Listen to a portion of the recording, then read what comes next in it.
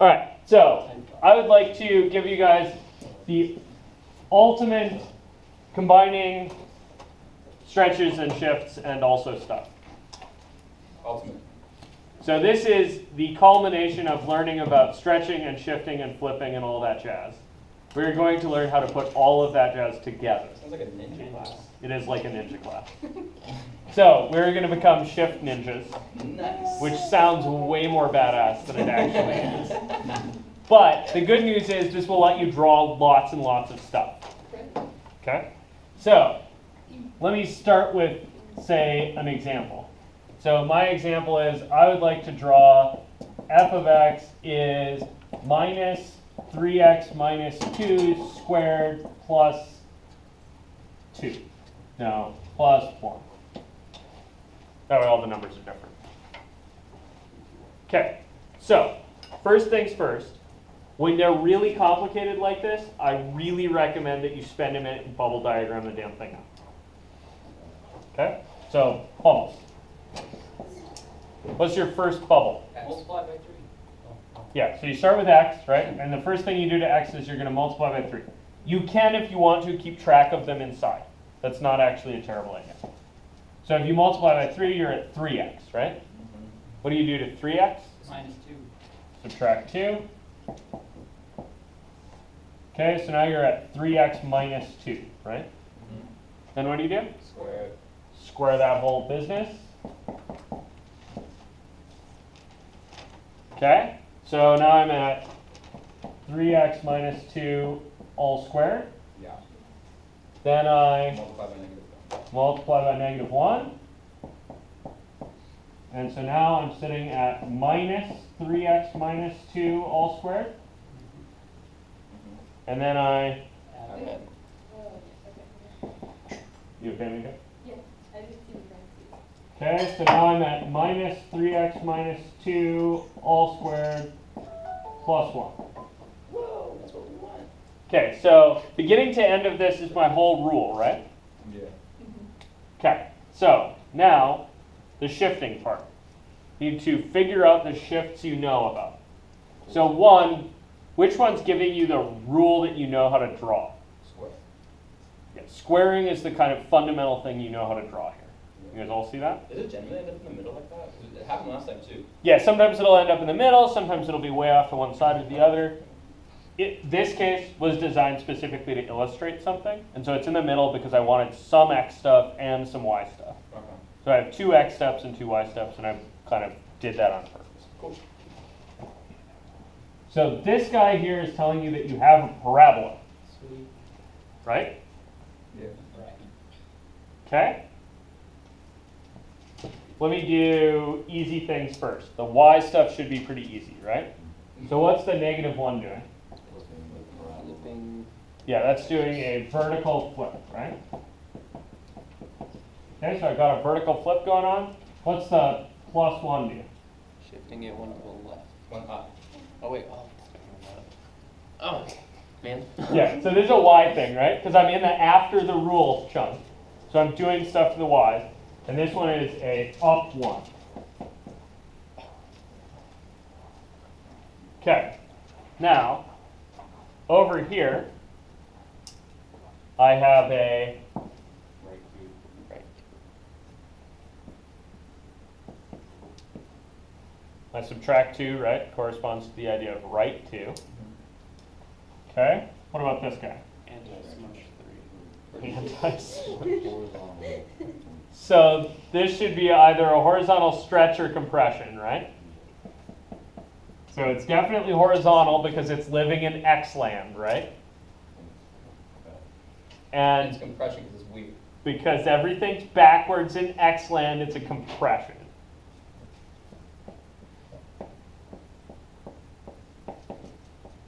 Okay, now remember how everything's backwards in X land?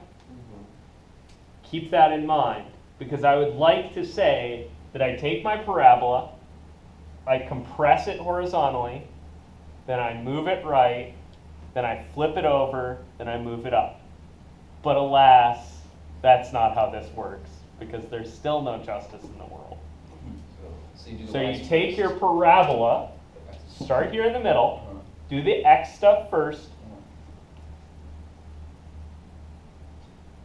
Do the x stuff first, and also, Square. And also the y stuff. what's the x stuff? There's no justice in the world, And right? backwards. So the x stuff goes backwards.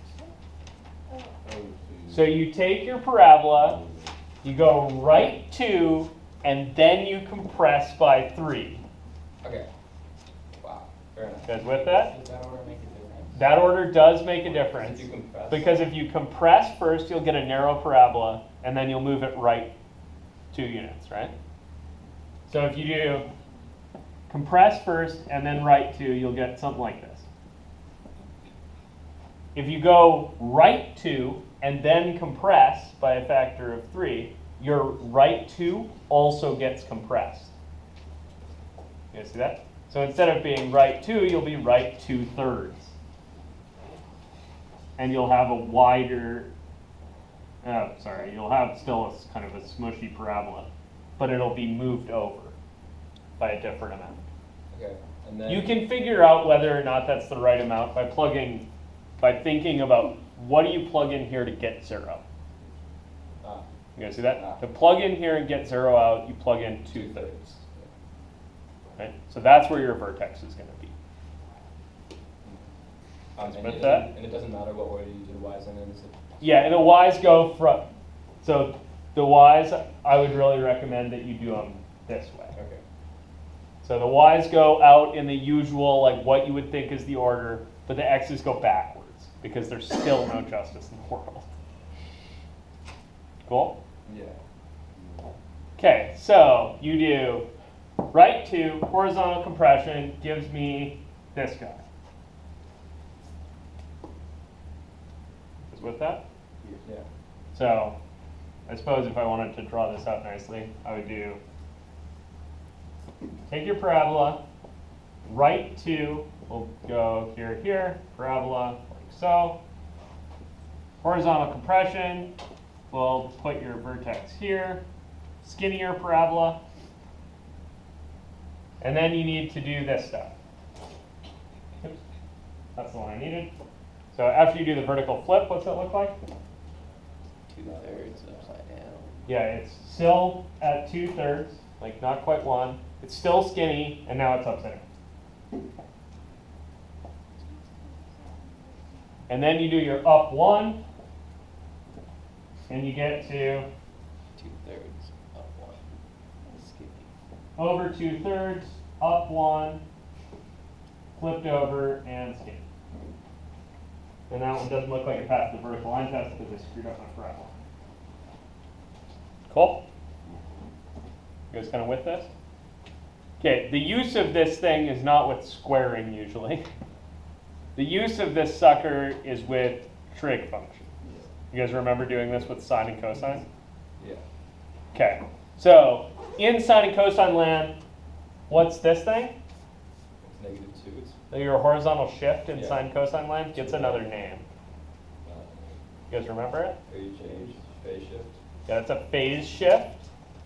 Then your horizontal compression is your period adjustment. Yeah.